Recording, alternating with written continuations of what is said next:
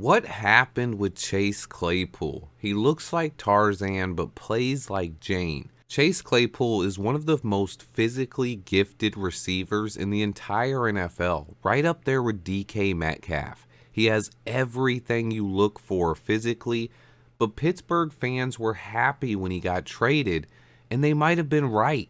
The Pittsburgh Steelers were 2-6 last year with Chase Claypool on their roster. Since trading him, they are 11-4. Wow. What about the Chicago Bears, who were 3-4 when they traded for him last season and proceeded to go 0-14 with him on our 53-man roster? Is Chase Claypool a curse to teams' winning chances? Since trading him to the Dolphins, the Bears are now 2-1 without him. Coincidence or not, Chase Claypool appears to be a locker room issue and severely hurts teams' chances of winning.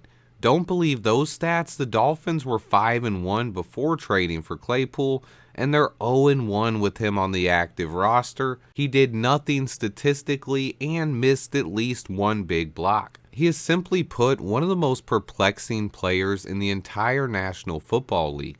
People have questioned his love for football, his work ethic, and even his attitude. Ryan Poles took a chance on the freak athlete with the physical gifts to be a number one wide receiver. The move was disastrous, as Claypool caught 14 passes in his first 9 games for just 140 yards and failed to score a touchdown. This year was even worse. Although he did score his first touchdown as a Bear, we didn't win a game after making the trade last November.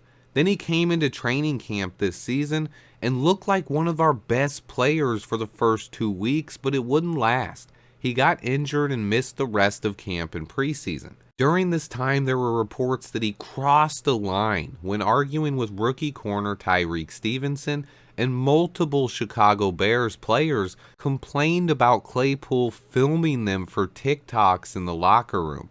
On top of that, there were reports he was late for practices and not putting out the effort that the coaches wanted. It all hit rock bottom when the coaching staff deactivated him and sent him home before the Broncos game. And then what do you know? Our offense came out and put out 28 points in the first half. He was then traded less than a week later to the Miami Dolphins.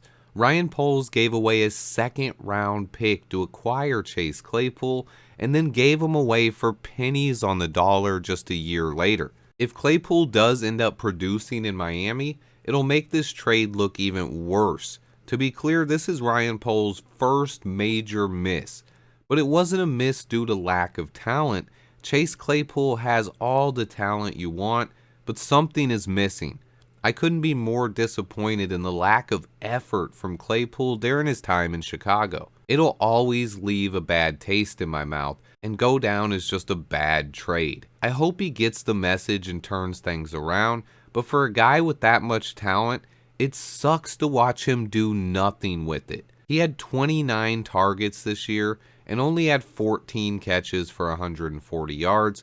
Good luck, big head. Maybe you have a modeling career after football, but I just don't see him sticking around the NFL for that much longer. Thanks to everyone who watches. Please hit that like button for me. I have a bunch more videos on the way. Until next time, bear down.